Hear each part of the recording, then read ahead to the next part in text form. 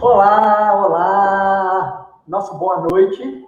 Sejam muito bem-vindos a mais um programa As Cartas do Evangelho, com a proposta de nós estudarmos não apenas as cartas de Paulo, mas as cartas do Novo Testamento. E olha só quem eu recebo hoje aqui como meu convidado para nós batermos bola, trocarmos impressões. O meu querido amigo, meu irmão, Aloysio Silva, e nós temos uma história aí, né, Aloysio? Uma história muito estreita, de muito afeto. Seja muito bem-vindo, meu irmão. Ô, João, eu agradeço muito pela oportunidade de estar aqui. Estar com você me traz uma alegria muito grande. A gente, mesmo não podendo estar juntos fisicamente, mas o espírito, né? Ele ultrapassa as barreiras. E é muito bom isso. A gente tem que treinar isso, João. Porque quando a gente desencarnar, meu amigo, eu devo desencarnar antes que você. Então eu vou ter que vir em espírito. E você vai ter que receber meu abraço em espírito e percebê-lo, né? Então é muito bom. Então a internet é uma maneira de treinar isso. Como é que eu vou receber o abraço do pai, por exemplo, do seu Joaquim? É em forma de espírito. Então, né, no dia do meu aniversário, ele vai vir me abraçar. Então a gente tem que estar aí atento. É muito bom treinar isso, né? É verdade, meu amigo, é verdade. Bem, Aloysio, vamos lá fazer uma leitura preparatória, né? Nós estamos aqui com um livro Pão Nosso, com a lição de número 113, Tua Fé. E ele lhe disse: tem bom ânimo, filha, a tua fé te salvou, vai em paz. Em Lucas, capítulo 8, versículo 48.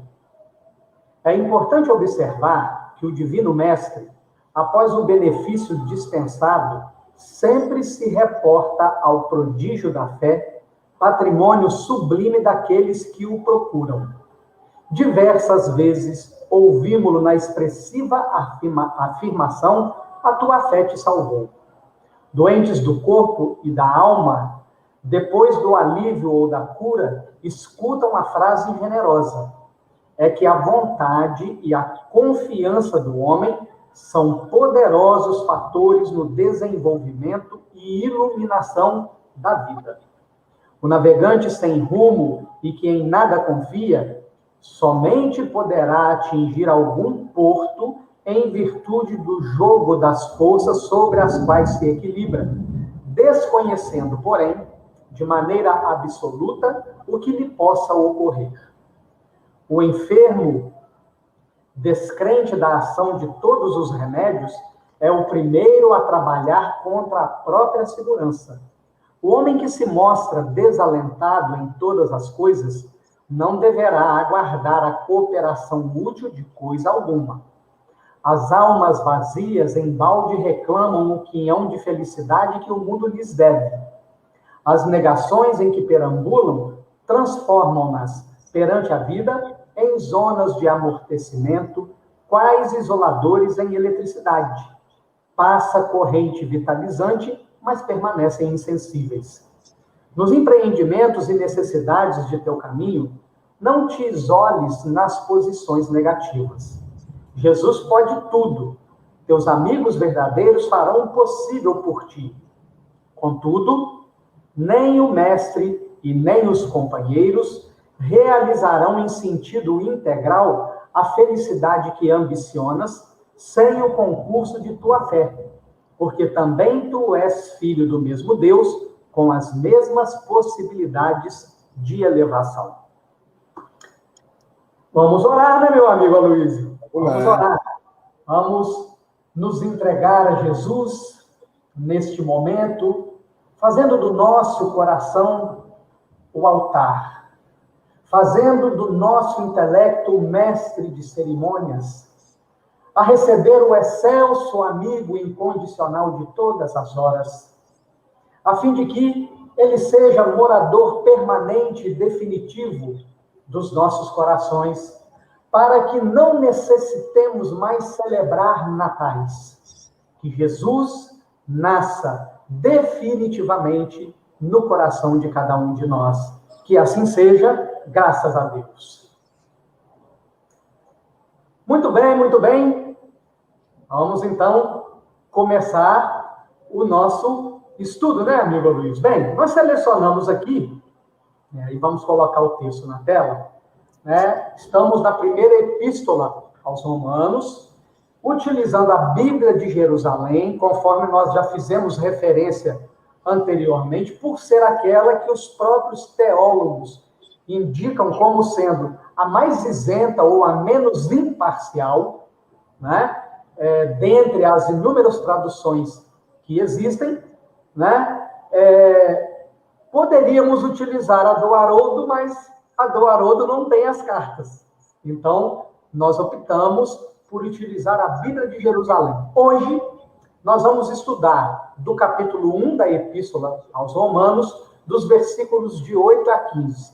Como de hábito, nós fazemos primeiro uma leitura, né, do trecho, para tomarmos pé do conjunto que vamos estudar na noite, e depois nós vamos já para o bate-bola, onde eu e o Aloysio vamos trocar aqui hoje, né? E o texto, então, diz assim: em primeiro lugar, dou graças ao meu Deus mediante Jesus Cristo, por todos vós, porque vossa fé é celebrada em todo o mundo. Deus é testemunha, a quem presto um culto espiritual, anunciando o evangelho de seu Filho, de como me lembro de vós. E peço continuamente em minhas orações que, de algum modo, com o beneplácito de Deus, se me apresente uma oportunidade de ter convosco. Realmente, desejo muito ver-vos para vos comunicar algum dom espiritual que vos possa confirmar, ou melhor, para nos confortar convosco pela fé que nos é comum a vós e a mim. E não escondo, irmãos, que muitas vezes me propus ir ter convosco, e fui impedido até agora para colher algum fruto também entre vós, como entre as outras nações. Pois eu me sinto devedor a gregos e a bárbaros, a sábios e a ignorantes. Daí meu propósito de levar o evangelho também a vós que estáis em Roma. Muito bem, meu amigo Luiz, nós temos aí um texto do qual nós podemos retirar inúmeros símbolos psicológicos, como é a proposta do programa, né? A gente sempre deixa isso muito claro, comparar o nosso comportamento, a nossa conduta, como é que nós nos movimentamos no movimento religioso, comparado ao que as cartas vão descrevendo. E aí, meu amigo Aloysio, a primeira coisa que eu queria destacar aqui para nós é esse trecho que nós colocamos em destaque aí.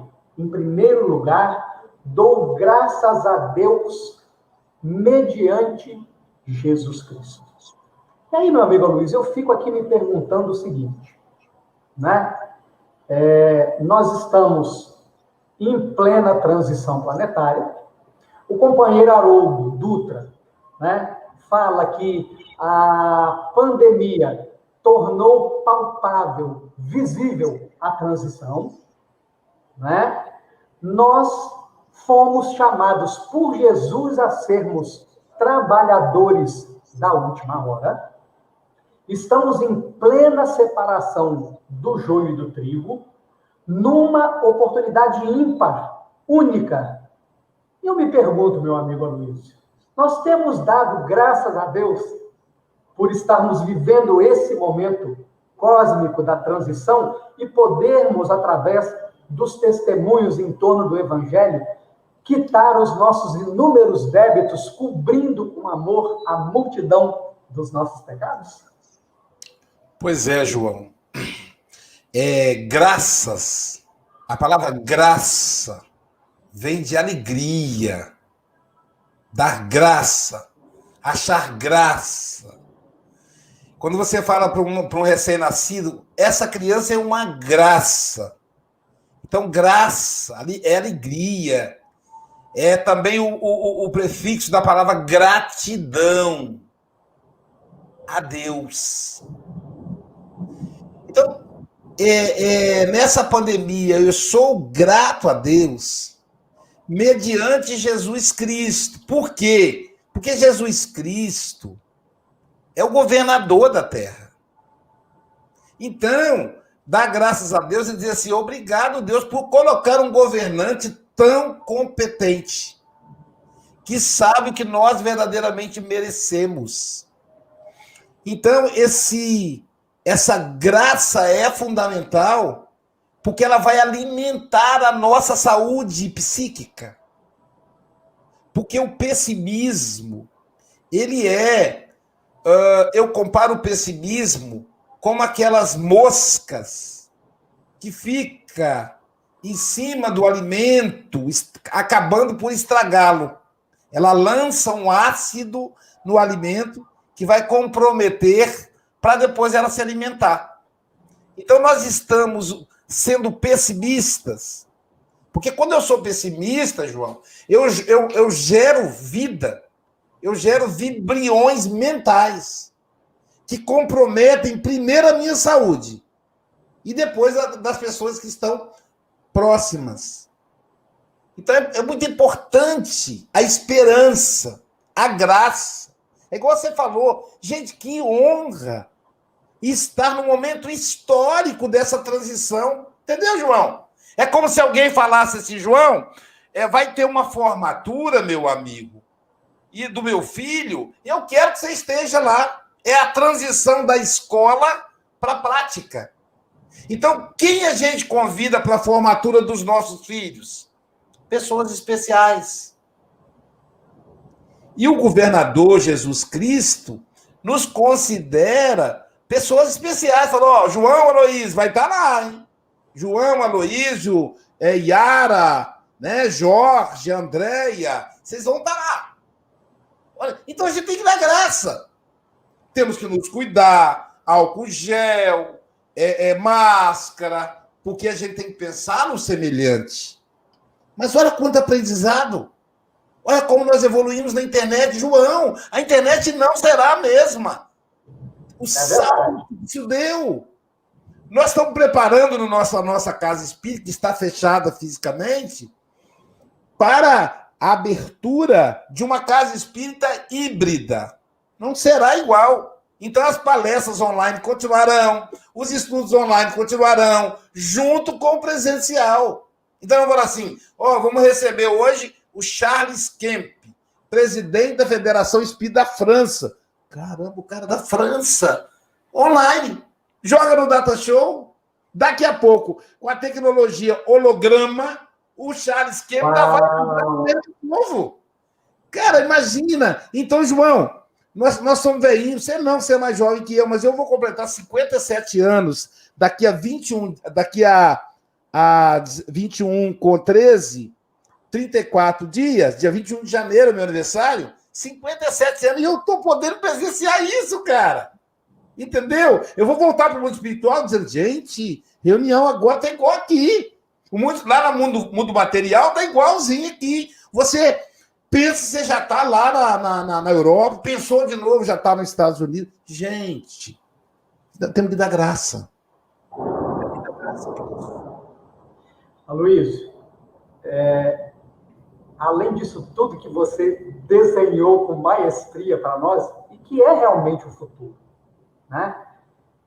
Eu vislumbro nessa oportunidade que nós estamos tendo na transição a tessitura da nossa veste nupcial, né?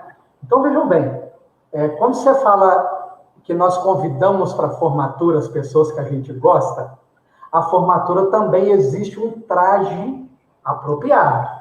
Ninguém vai para uma formatura, que é um momento de gala, Sim. De chinelo de dedo, Sim. Né, de bermudinha, de camisetinha, né? Porque a tendência é que o cerimonial da formatura, de alguma maneira, impeça que o indivíduo entre por não estar trajado adequadamente, né? Então, veja bem, o dar graças, além de tudo isso que o Aloysio descreveu em detalhes, estimulando a nossa imaginação, né?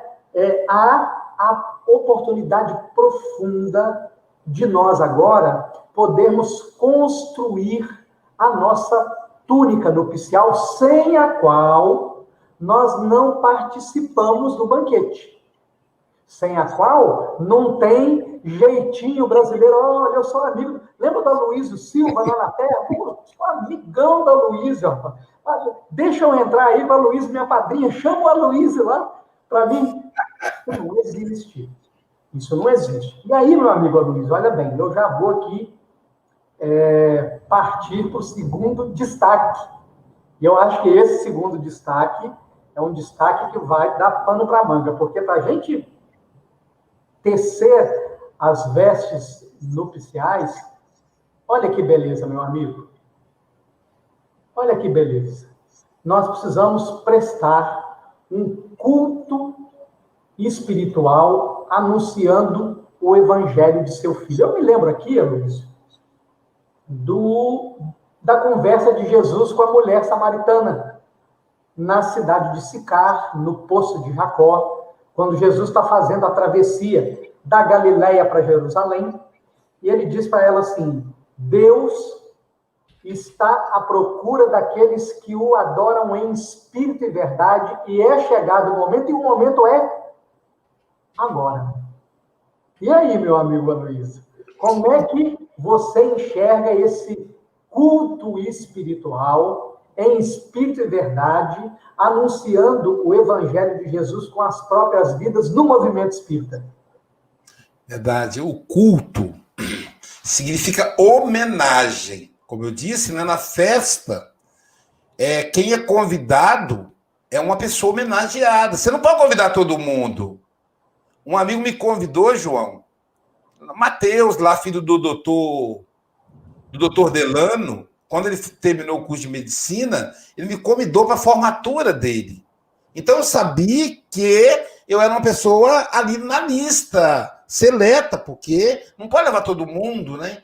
E eu não pude ir, eu tinha uma viagem para o exterior na época, e eu eu liguei para ele e falei com ele carinhosamente como é que eu vi, o que eu esperava dele como médico, porque eu sabia que ele escolheu ali, me escolheu.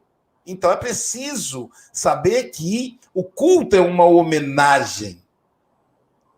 Só que esse culto, o espiritismo, ele traz um outro tipo de olhar, um outro tipo de cultuar. Jesus já havia avisado, o Deus será cultuado em espírito e verdade. Então, na doutrina espírita, nós não temos ritos. O nosso culto é em espírito.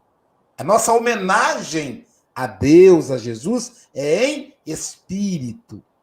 E aí a coisa começa a se transportar, porque é o seguinte, olha só, no passado, João, quando ainda o mineiro Santos Dumont não havia inventado o avião, o povo fazia culto olhando para cima. Então falava assim, Pai nosso que estás no céu. Como ninguém conseguia ir ao céu, a mitologia de Ícaro diz que Camarada desabava se ele fosse. Então imaginava-se o céu como o cielo, que é a própria origem da palavra, que significa côncavo, que significa inatingível.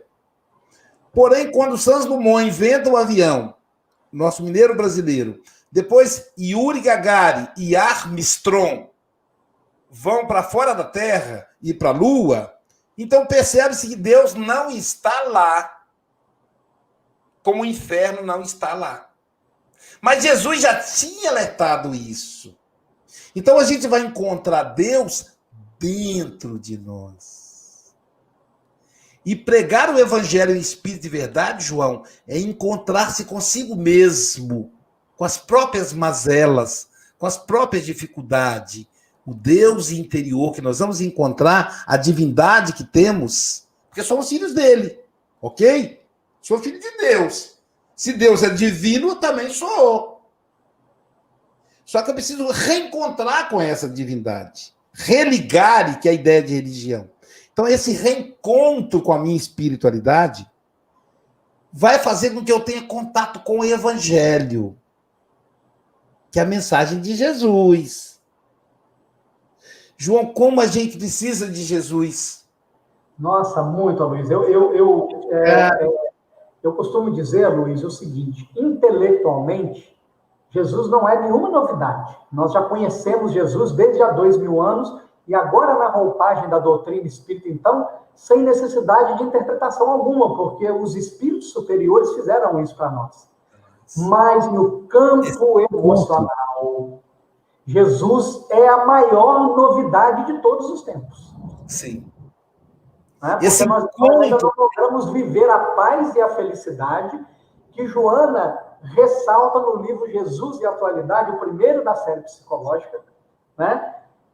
Dizendo que quando Jesus andava, ele irradiava de si e envolvia as pessoas na sua paz e na sua felicidade. Era por isso que todo mundo ficava magneticamente apaixonado por Jesus, até os seus algozes. Até os algozes. Então, assim, a gente precisa muito de Jesus, a gente precisa ir até ele. Só que ir até a Jesus, para a gente é complicado, porque a gente lembra o externo, entendeu, João? Ir para a igreja, ir para o centro espírita, ir para o Jesus lá do Rio de Janeiro, Muriaé também tem um Jesus grandão que fizeram, mas não é externo, a caminhada é interna, sabe? Os pés vão sangrar internamente, numa autodescoberta, numa escultura, porque nós somos deuses. Então nós vamos ter, Joana usa essa expressão, esculpir. Então nós vamos ter que nos esculpir, vamos ter que esculpir o espírito que somos. E João, a única maneira da gente fazer isso, cara, é com o Evangelho. É com as cartas de Paulo. Não tem outra maneira, João, não tem outra maneira. A ciência, eu sou uma pessoa de ciência. Eu tenho um mestrado, estou fazendo agora o segundo, mas, meu amigo, a ciência não consegue. Não consegue. Tem que ser com o Evangelho. A gente tem que se dobrar e estudar o Evangelho em nós. Eu gostei muito de uma frase sua no Café com o Evangelho, que a Silvia sempre lembra. João, quando esteve aqui, diz: está na hora da gente estudar o Espiritismo em nós. É o Evangelho em nós. Aí sim, quando a gente estuda o Evangelho em nós, a gente divulga o Evangelho. Divulgar é isso, é viver o Evangelho. Exato. Meu amigo Luiz, eu estou com uma pergunta aqui que está me coçando a partir de uma fala sua. Sim. Você falou da necessidade de nós nos voltarmos para dentro, mergulhar para dentro. Na sua avaliação, meu amigo, meu irmão e meu mestre na psicanálise, na sua avaliação, Aloysio, por que o espírita resiste tanto ao mergulho para dentro, ao exame de consciência, a enxergar a sua sombra, descobrir a sua sombra, abraçar a sua sombra psicológica para clareá-la, para jogar a luz da consciência iluminada pelo sol do Evangelho? Por que o espírita resiste tanto ao exame de consciência? Na sua opinião, meu amigo. João, o Simonetti escreveu um livrinho extremamente didático, chamado, que virou best-seller, O Medo da Morte. Quem tem medo da morte? É uma pergunta, inclusive. Quem tem medo da morte? Esse medo da morte do que você imagina que seja a vida, da morte daquilo que você já estabeleceu como palpável, o medo do caos, o medo do desconhecido. Porque, João, nós nos desconhecemos, nós não nos conhecemos. Então, nós temos pavor de sair do conhecido.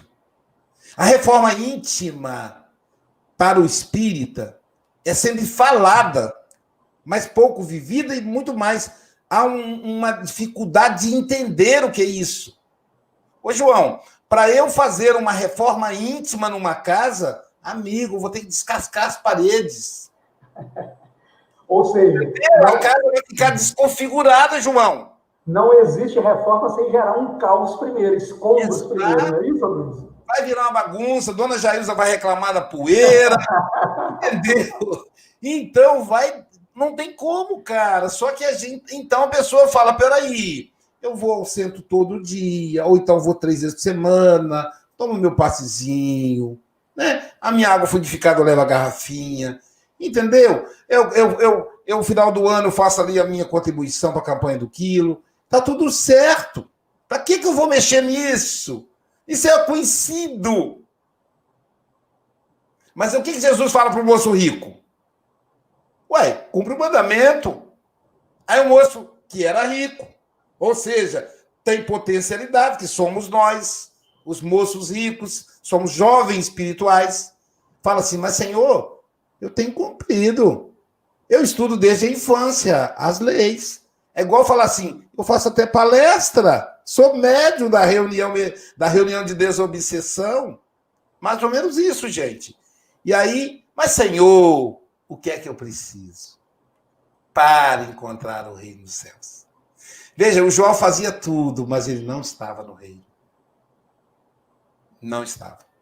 Que é dentro. É preciso caminhar para dentro.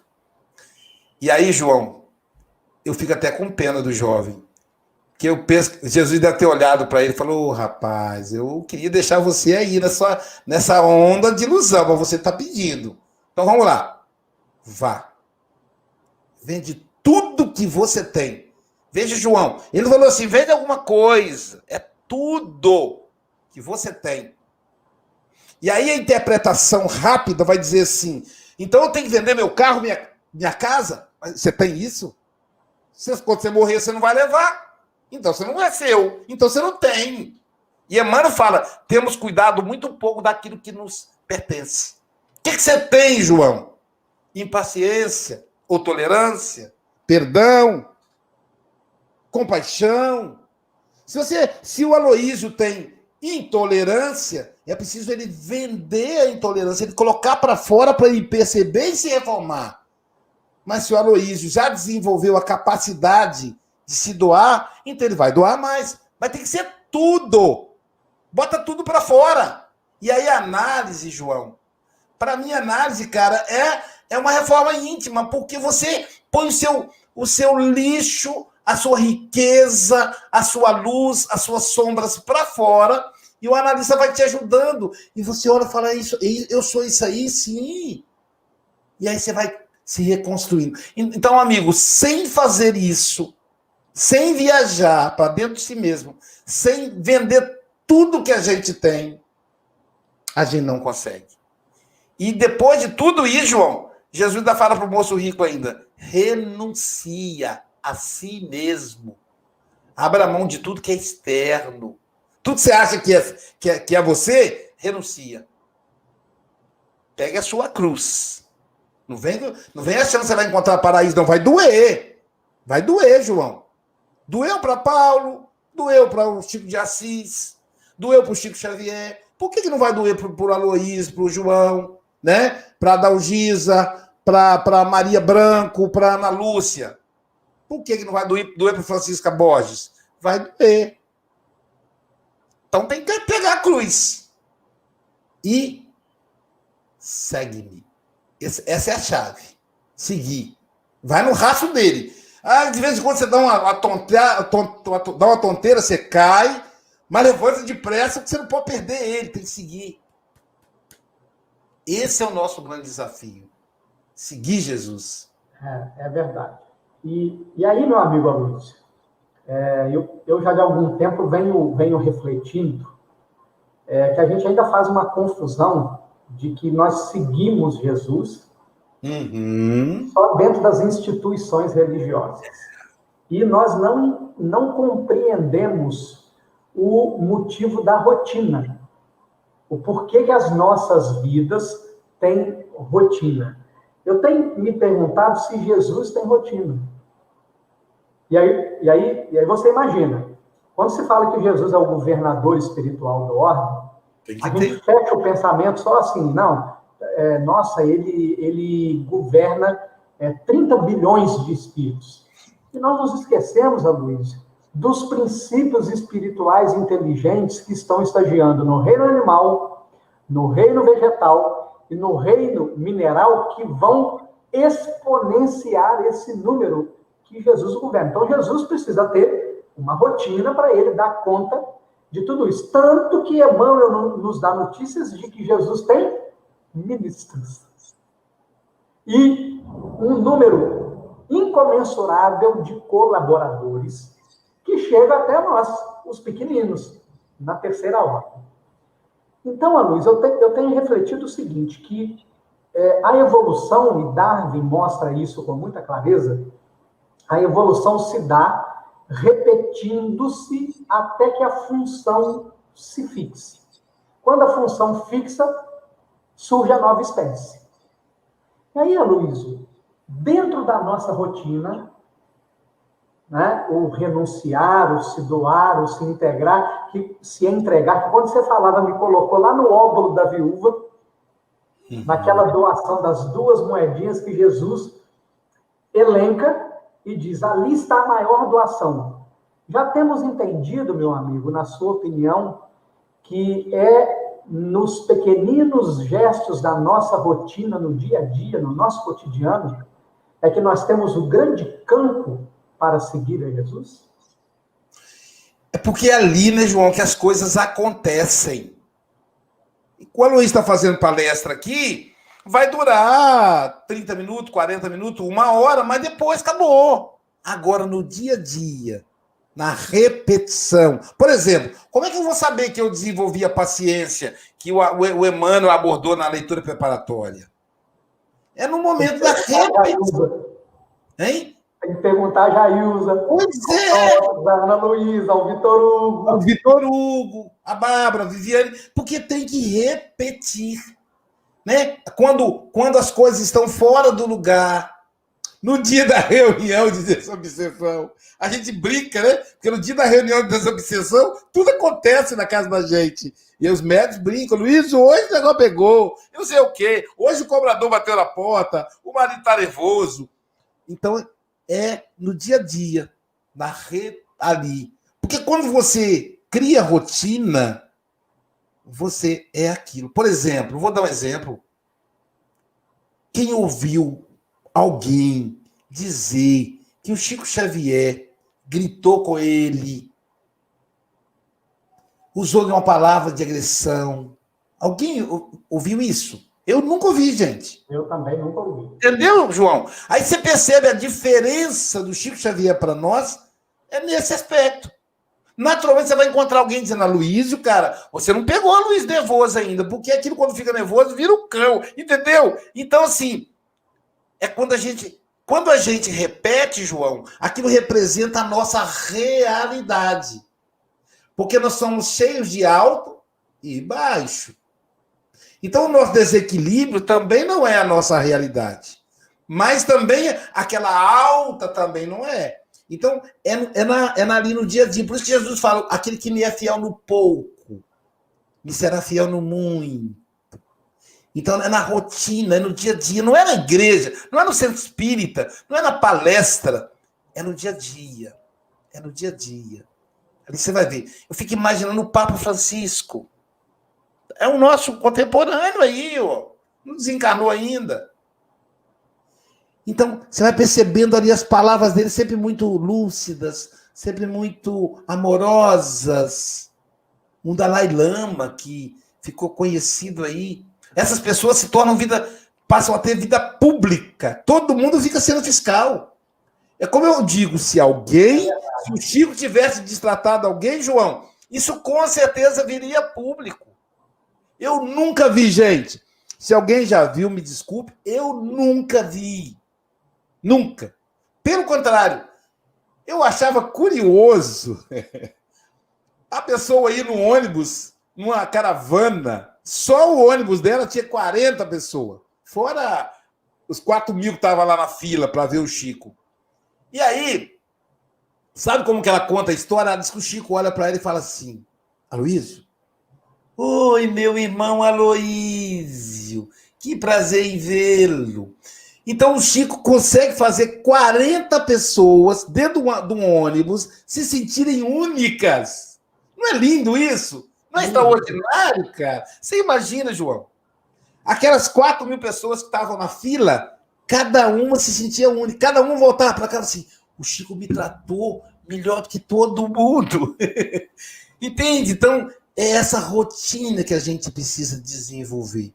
Mas é também na rotina que a gente descobre as nossas fragilidades e que temos a oportunidade de corrigi-las.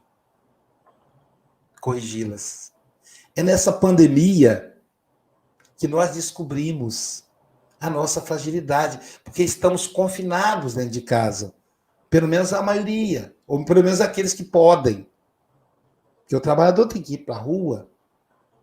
E no confinamento, as pesquisas apontam que o índice de violência contra a mulher, contra a criança, contra o idoso, aumentaram assustadoramente. Porque as pessoas não têm para onde ir, não tem como esconder mais. Então elas estão ali em contato consigo mesmas, olhando no espelho. A família é o nosso espelho.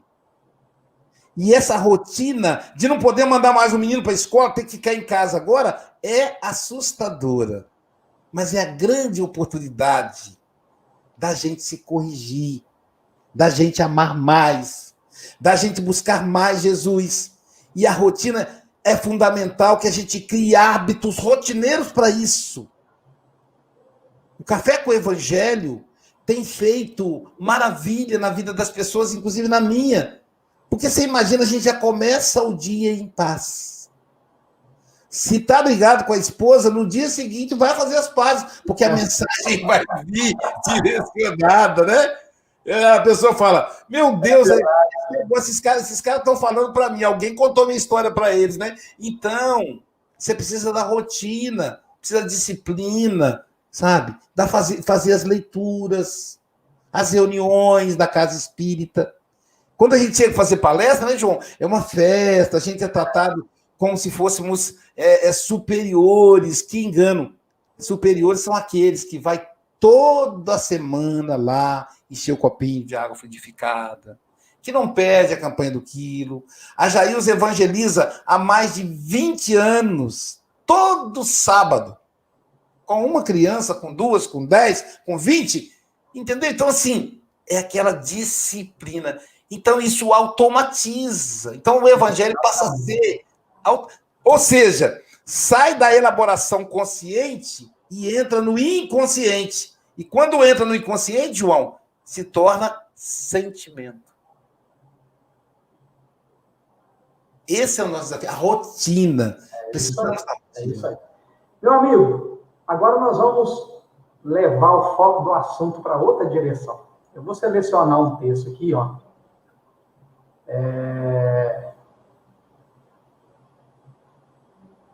Que é esse que está na nossa tela aí, ó. Desejo muito ver-vos para vos comunicar algum dom espiritual. Como é que acontecia isso? Está lá descrito no Paulo Estevão, né? Então, Paulo chegava, impunha a mão, fazia uma oração e o Espírito Santo se manifestava através daquela pessoa, né? Muito bem, mas aqueles tempos, Aloysio, eram tempos que esta prática era a que mais se adaptava para aquele momento. Hoje, o desenvolvimento dos dons espirituais se dá nas casas espíritas, através dos grupos de estudos, do desenvolvimento de mediunidade, da capacitação para o passe, para a oratória espírita e etc.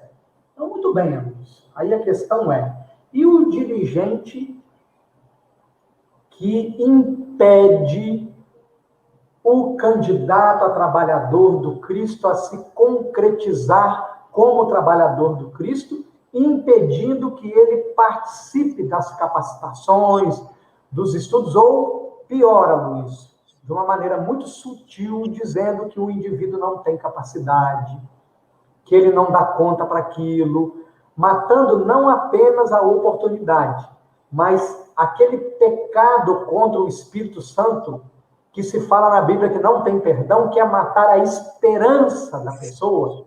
E o perdão, Aloysio, é claro que tem o perdão, mas quando se fala que o crime contra o Espírito Santo não tem perdão, significa que aquela expiação terá que ser vivenciada. Terá que ser. Diferente daquela fala de Pedro, que o amor cobre a multidão dos nossos pecados.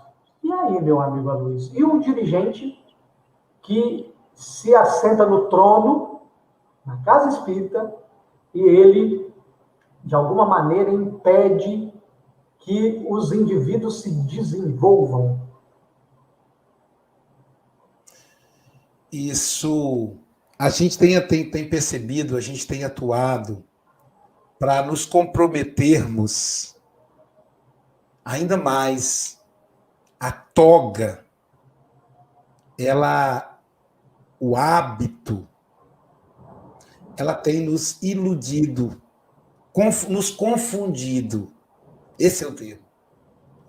Nós estamos confundindo o externo com o interno. Muitas vezes, e a gente percebe quando isso ocorre, João, é quando há um esvaziamento do trabalho. As pessoas começam a se afastar. Eu acho que o dirigente tem que ter. Essa é a minha, desde novo, desde jovem. Eu fui criado dentro do centro espírita. Minha mãe me levou no centro espírita pela primeira vez, eu estava com 6 meses para tomar passe. Mas eu ia na barriga dela também, etc. Então, mas desde jovem eu dizia o seguinte: o maior sintoma do bom dirigente espírita é o crescimento, é o trabalho que o centro desenvolve. É como um profissional. Você sabe se ele é bom quando ele é muito procurado. Então, muitos dirigentes, eles se assenhoram do centro espírita, se tornam donos, e não permitem que o centro se desenvolva. Então, o grande desafio é esse. Porque também não pode ser um dirigente permissivo, senão ele vai implodir o centro espírita com pessoas despreparadas. Mas ele tem que ter um olhar de compaixão para ver o dom. Às vezes não é aquele que a pessoa pensa ter. E como é que você descobre qual é o dom de alguém? Não precisa muito esforço. Qual era o dom do Judas? Era ser tesoureiro. Porque ele estava acostumado a lidar com a coletividade. Qual era o dom do Paulo, do Saulo? Era espalhar o evangelho. Ele era doutor da lei, ele era um cara que entendia das leis do Velho Testamento, das leis judaicas. Ora, não fazia sentido colocar o Saulo, o Paulo, para poder ser construtor das igrejas, das casas de divulgação do Evangelho de Jesus. Para isso, outra pessoa seria escolhida. Por que Zaqueu foi escolhido? Porque na hora que precisou de contribuir lá para conseguir o túmulo de Jesus, Zaqueu estava na frente, porque ele tinha contato com pessoas. E assim por diante. Então, a pessoa que é médica vai dizer: o que eu posso fazer na casa espírita? Faça alguma coisa ligada à saúde. É o seu dom. Não, mas eu quero capinar quintal. Tudo bem. Capinar é uma coisa digna, importante. Paulo era doutor da lei, ele era tecelão. Então, capinar até para a gente suar, para a gente, né, desenvolver unidade. Mas você será mais útil se você atender gratuitamente, por exemplo, a pessoa que não pode pagar. Uma amiga era dentista.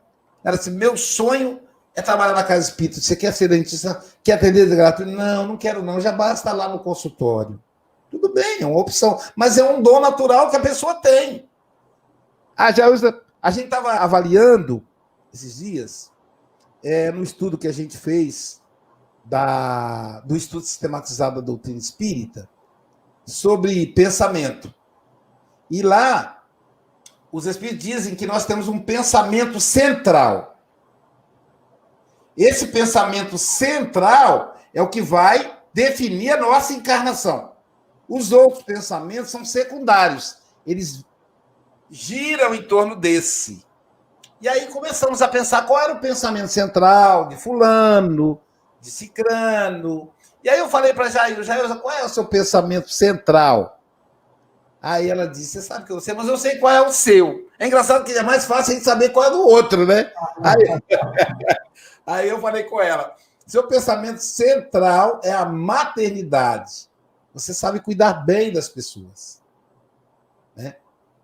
E ela falou, o seu pensamento central é a doutrina espírita? Aí ela pensou, porque tudo que você faz está em torno do espiritismo, está mexendo. Quando eu era bancário, João, eu discutia espiritismo do banco, convocava os bancários para palestras e tal. Aí depois ela falou, não. O seu pensamento central é a educação. Você nasceu para participar da educação. E o espiritismo, então, utiliza essa ferramenta, esse dom, para a divulgação da doutrina, do evangelho. Então, o dom é aquilo que você sabe fazer bem, é aquilo que você gosta de fazer. Então, fala para o seu dirigente, olha, eu gosto mesmo de trabalhar no passe. Um dia um cara falou para mim assim, ô Luísio, eu conhecia o espiritismo faz 2 semanas. Ele todo assim, jeitão da roça, né, senhor da roça, falou, mas meu sonho mesmo, sim mesmo, meu sonho mesmo, Luiz, é ser médico de cura. Eu quero aplicar passe das pessoas, curar as pessoas. Aí quem olha assim, João, pode parecer uma coisa absurda. Mas, gente, é isso que ele quer fazer. Aí ele falou para mim, o que eu preciso para fazer isso? Aí eu falei, primeiro você precisa estudar o espiritismo. Você precisa conhecer, no Livro dos Espíritos, a primeira parte que fala da matéria. A segunda parte, que é o mundo espiritual e o mundo espírita. Para você perceber a interferência do mundo espiritual na matéria. E a terceira parte, você precisa estudar para você conhecer as leis morais. Como é que você tem que se comportar para merecer trabalhar nesse intercâmbio. E ele falou, e dessa parte moral, eu gosto de tomar uma pinguinha de vez em quando, tudo bem? Eu falei, não, tudo bem, não. Aí ele falou, jeito, né? Então eu vou ter que largar a pinga? Tem que largar. Aí a mulher falou, você também fuma. Já falou para ele que você fuma? Ô Zé, dá um nome para ele aqui. Aí ele falou, pois é, eu também fumo. Eu digo, tem que largar. Porque você vai aplicar nicotina nos outros, misturado com alcatrão, com álcool. Vai virar uma doideira. Aí ele falou, parei de fumar, parei de beber. Eu falei quando? Ele falou, agora. Porque eu quero ser médium de cura. Não é que não parou mesmo, João? Eu acredito. Parou, participou dos estudos, se tornou médium da casa. Hoje ele é presidente de uma casa espírita. E a casa espírita, naturalmente, ele faz o que ele gosta. Então, fazer o que você gosta. Só que Jesus fala, mas você tem que vender tudo que você tem. Renunciar. Aloysio, nosso tempo está acelerado, mas vamos lá. Eu vou entrar numa questão aqui, ao mesmo tempo que ultra atual, é também altamente polêmica. Porque, olha só, para nos confortar convosco, pela fé que nos é comum a vós e a mim. Então, o que nós estamos percebendo aqui na fala de Paulo, Luiz? Nós estamos percebendo que ele está em alegria porque ele deseja se encontrar com aqueles que comungam da mesma fé que ele. E aí, meu amigo, olhemos para o cenário do movimento espírita atual dividido. Irmãos da mesma fé, sim, perseguindo, odiando, né? Excluindo, segregando, maldizendo. Para mim, meu amigo Aloysio, é uma das questões mais graves, mais sérias do movimento espírita atual. Meus discípulos serão reconhecidos por muitos se amarem. Até onde eu entendo, meu amigo Luiz, uma das principais representações do amor ou características do amor é o respeito. Não é verdade? Eu posso discordar diametralmente da sua opinião, mas eu não posso me dissentir de você. Eu não posso te odiar porque você não pensa igual a mim. Eu não posso sentir raiva de você porque você não pensa igual a mim. Como você vê, Luiz, essa cisão do movimento espírita, especialmente em torno das questões políticas, no quadro atual da humanidade, do nosso país em particular?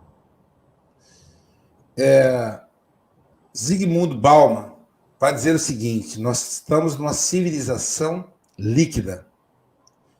Pensadores que sucederam esse filósofo do século XX vai dizer que a civilização não é líquida, ela é fluida.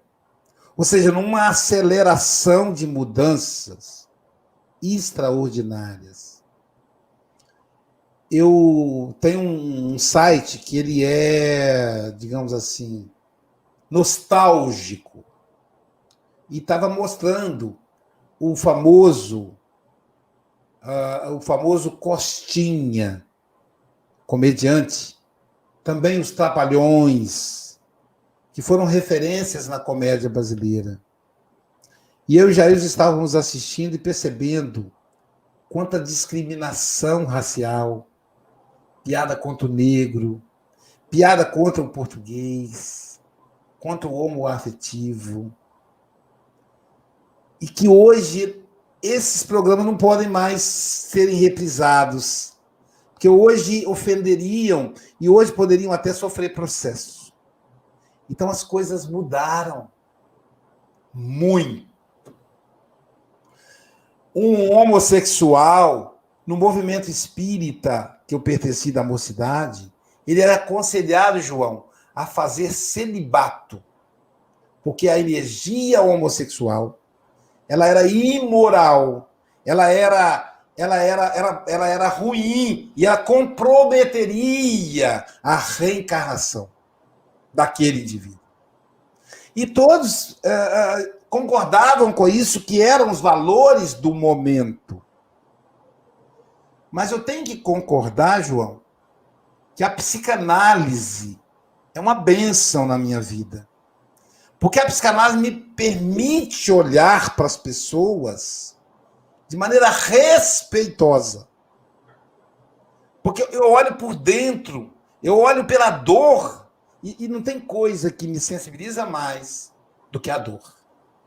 Quando eu vejo meu irmão sentindo dor, João, aí, meu amigo, aí eu deixo tudo e vou socorrer. Aí eu esqueço de tudo. Porque é isso que Jesus fazia. Então, eu tenho esse privilégio de poder olhar e acompanhar esse progresso, porque eu vejo a dor.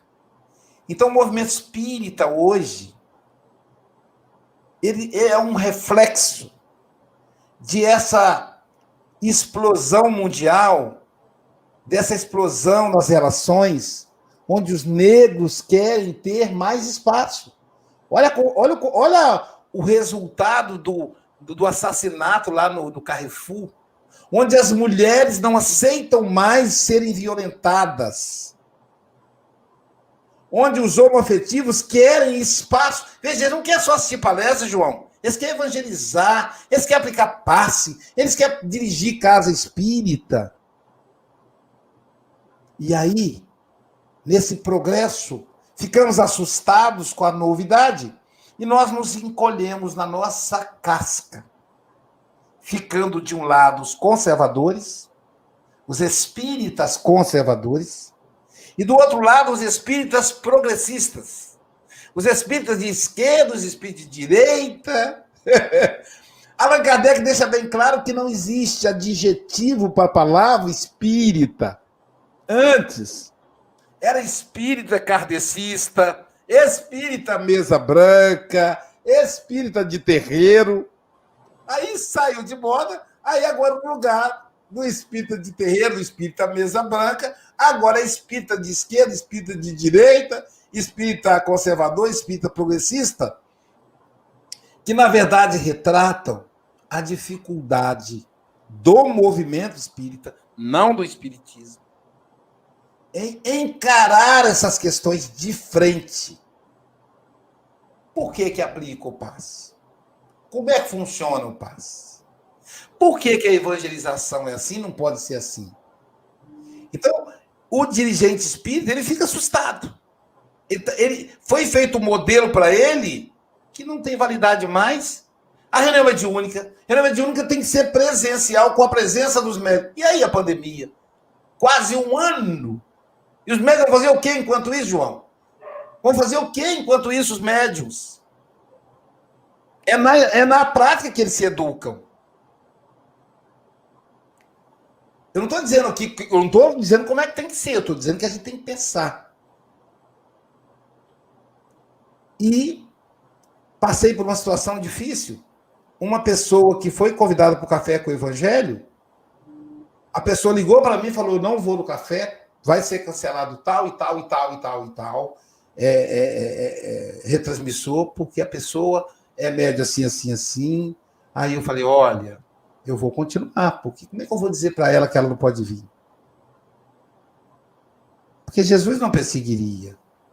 Jesus foi perseguido, foi o contrário. Então, quando eu me coloco na condição de perseguidor, eu estou, no mínimo, indo na contramão. É verdade. Amigo Luiz, nosso tempo se esgota. Sim. Vamos lá para o último trechinho, porque o que é bom passa rápido, né? Nós vamos ter que pedir ao pessoal do IDEAC aí dar mais um golinho de tempo aí para nós. Brincadeira, obviamente, né? E aí, olha bem, Luiz, né? Para a gente fechar, né? Pois eu me sinto devedor a gregos e a bárbaros, a sábios e a ignorantes. Daí meu propósito de levar o evangelho também a vós que estáis em Roma. Eu sempre tomo Roma, Aloysio, como o mundo, o império do mundo. Né? O império do mundo em nós, os vícios, as paixões, as vaidades e etc. Né? E quando Paulo escreve que ele se sente devedor a gregos e a bárbaros, a associação que eu faço, trazendo para o nosso contexto, é que nós devemos ao solo do planeta. Os nossos débitos, os nossos desmandos, né, os desvios que nós impusemos aos outros e a nós mesmos, então nós nos tornamos devedores da lei. Né? Então, levar o evangelho a Roma, ao mundo, né, pregar o evangelho ao mundo, é a nossa redenção. Como você vê isso, meu amigo? Sabendo aí, ó, nosso tempo está... Sim. Então, nós somos devedores. Nosso passado nos compromete. Não porque nós espíritas, mas por causa da nossa ignorância. Mas a ignorância não nos livra da responsabilidade do que fizemos. Como diz o apóstolo Pedro, o amor cobre multidão de pecados. Então nós temos duas opções. Nós podemos pagar esses débitos com a própria dor, para a gente aprender que não pode fazer o outro doer, ou podemos semear o bem. Então nós somos devedores de nós mesmos. E o que mais me encanta, João, é que Jesus não era devedor. E veio estar conosco. É verdade. Nos ensinar como fazer. Então, meu amigo, nós precisamos de Jesus. Precisamos. Precisamos nos apequenar e dizer: Jesus, pega na minha mão. Eu não consigo. Eu estou com dificuldade em tal ou tal área. Eu sei que eu devo. Eu sei que eu preciso me resgatar. Mas eu estou com dificuldade. O senhor, que não precisava, tem mais condição de me ensinar. Então a gente realmente precisa do Senhor. Bem, meus amigos e amigas, não preciso nem dizer da minha alegria dessa troca de receber aqui a você, Luiz, um irmão querido do coração. Convido a todos a estarem conosco na próxima quinta-feira, véspera de Natal. Né? O programa vai ao ar. Vamos receber a querida companheira, amiga de trabalho lá do SEMA, Bárbara Zambelli, vai estar conosco. Então, pedimos que os amigos compartilhem o link do programa para trazerem mais pessoas para conhecerem as cartas, sempre nessa visão psicológica, confrontando o nosso comportamento com os textos das cartas, né? Meu amigo Luiz, as suas considerações finais, e todo convidado do programa faz a prece de encerramento. Então, suas considerações e a prece para nós encerrarmos o programa. Tá bom. João, eu agradeço muito por estar aqui, por permitir, por você me permitir falar para mim mesmo, reflexionar sobre essas questões tão valiosas para a nossa evolução. Eu fico muito sensível a essa época, porque realmente a gente precisa reencontrar com o Mestre. E o mês de dezembro, o nosso inconsciente coletivo, o nosso inconsciente individual nos leva de volta lá, porque o inconsciente ele é atemporal, ele perpassa o calendário, e de repente nos vemos próximo àquela mulher com a barriguinha redondinha, jovem ainda, se acomodando no feno entre os animais e deixando vir a luz, a maior luz do planeta, aquele farol, aquele sol em forma de criança. E essa criança que mobilizou o planeta inteiro, gente do mundo inteiro queria vir conhecer. Essa mesma criança que mobilizou os poderosos da Terra, que tinham medo de perder o poder. Essa criança que deixou a mensagem, que já se passam 2000 anos e ela permanece ativa. Essa mensagem que hoje é o manual para como nos conduzirmos agora durante essa pandemia. 2020 anos depois, é esse manual que a gente segue. E é a ele que temos que render graças. E pedir a ele, como a leitura diz, né? Render graças a Deus. Ficar alegre. Se emocionar com alegria. E pedir a ele, pedir a Jesus, que invada os nossos lares. Que a gente abra a alma para recebê-lo, invadindo o nosso lar, cada canto da nossa casa, os nossos familiares, invadindo o nosso coração e chegando à nossa mente para a total libertação, para nos sentirmos em paz com Jesus. Que Ele nos abençoe agora e sempre. Muito obrigado, Jesus. Muito obrigado, João. Muito obrigado. Muito obrigado. Minha enorme gratidão por ter você conosco aqui nessa noite.